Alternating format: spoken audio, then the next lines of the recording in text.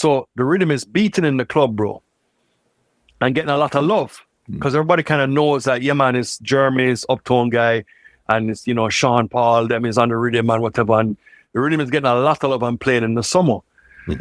So the story really goes that Beenie Man hears it in the club, and he sees one of the guys in Buttercup who didn't speak about, which is Mr. Chicken, rest in peace, Mr. Chicken. Yes. So Chicken was there, and Chicken came from Sandy Park as well. And Chicken was a part of the crew and up in the early days hanging out. How Chicken came up there is another kind of interesting story. We can sidebar into that. But Chicken was a part of the crew, and Chicken was a person that Beenie saw.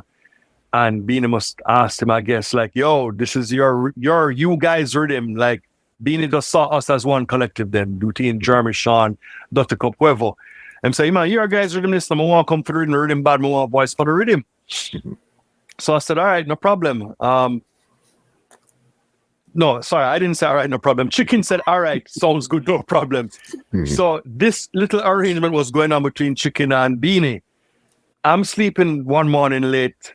No, not that late, but like 8 o'clock or so, my phone rings, and Chicken calls me and says, yo, Beenie Man says he's coming for the rhythm.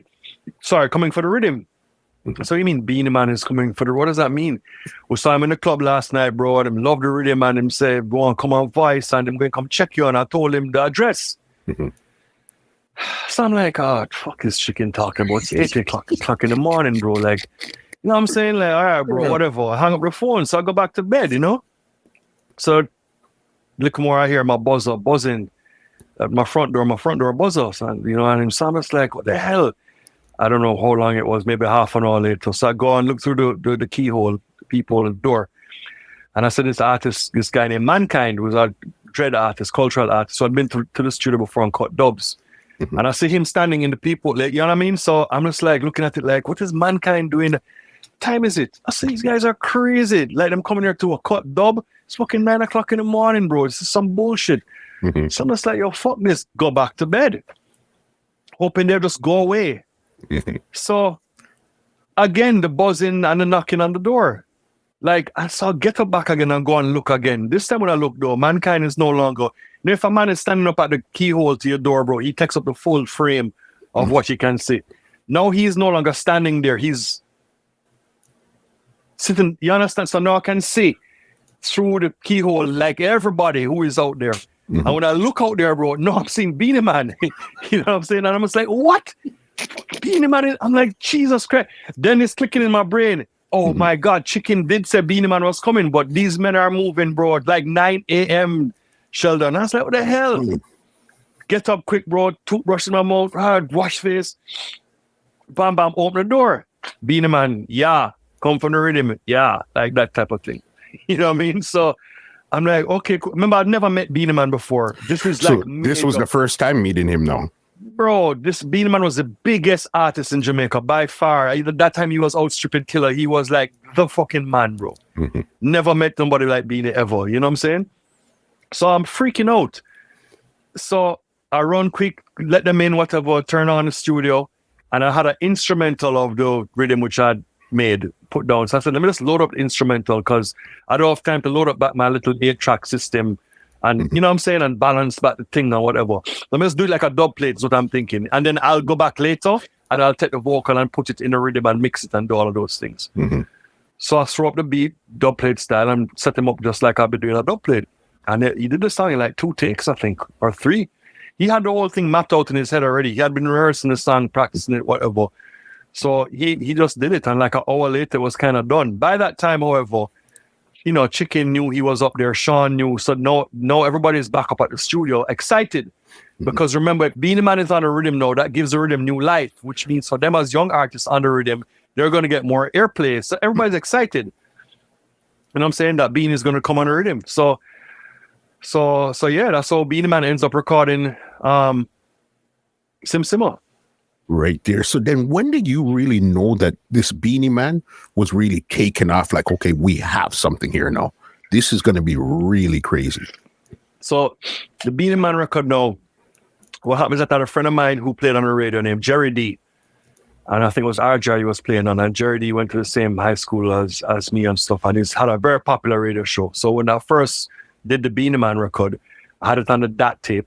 I keep saying digital audio tape because I don't know if you viewers know what the hell is a DAT tape. They kind of Google it. But, okay, so with a DAT tape as a master.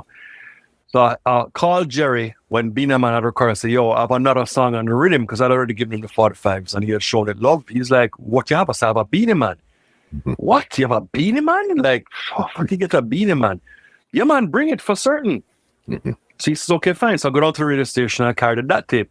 So he's like, young producer Jeremy Harding, he hit us with this Playground Riddim, man. We all know the Sean Paul and the Ray, and, but we have a new song on the rhythm now, Beenie Man. This one is called Who Am I? So he plays it and then pull it up and then play it again. So I'm at the radio station. So he's like, yeah, man, this bad man, wicked. I was like, okay, yeah, man, thanks for the love.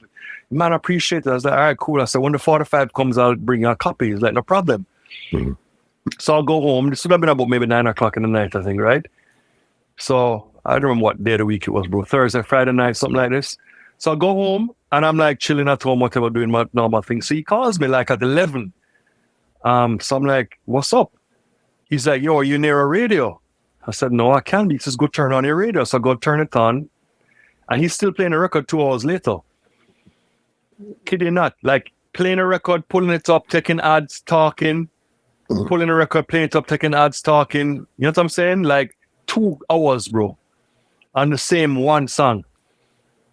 Bro. And he said to me like, yo, you don't understand. The phones are lighting up. People are calling like crazy. Everybody just asked me to keep playing this record over and over and over and over and over again. I was like, yo, this is incredible. So I've been like, maybe, let's say it was a Friday night, for example.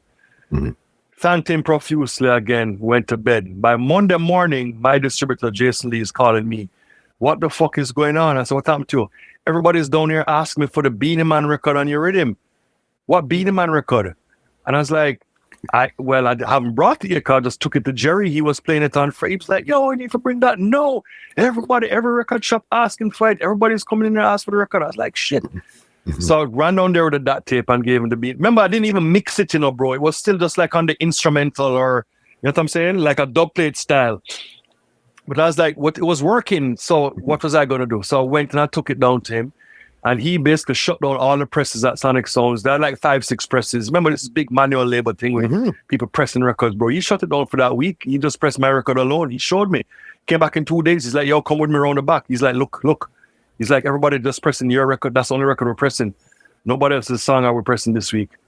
The orders are going through the roof for this record. You know what I'm saying? So I was just like, wow, this is insane. And so the 45s were pressing like mad. And within like 2 to 3 months, I would say, I got a call from David Rodigan, who I'd never met, obviously, and never knew. And he just called my house. Remember, it's house phones. Nobody's cell phone don't come in yet, but the house number was on the record, and he called me. He's like, this is David Rodigan, and you realize you've got a top 10, top 5 record here, the BBC, right? You know what I'm saying? And he was freaking out. I was like, what? He's like, this record is monstrous. And it was this massive crossover pop record for them, you know what I'm saying?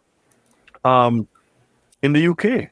And I've spoken to David in recent years, and he was giving me that whole story about it, actually, about how he deliberately left the record lying around, you know what I mean, like at the radio station for guys to kind of find it themselves and pick it up and play it. And there was a pushback from him trying to push these reggae and these dancehall records on the station because they're like, yo, what are you doing? Like, you always come in here and try to play it, you know what I mean? And I think he ended up like getting the record into rotation after recall the story, and I think he ended up losing his job at that station. He moved to another station because of it, because they're like, yo, you're playing too much of this urban music you're trying to play like on these radio stations, you know what I mean?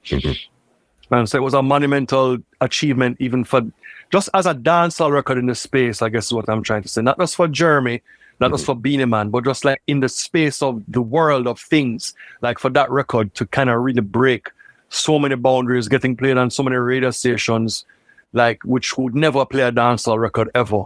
You know what I'm saying? And so the phenomenal success of that record, like it triggered something for the entire industry. This podcast is brought to you by www.twolinedmusichut.com.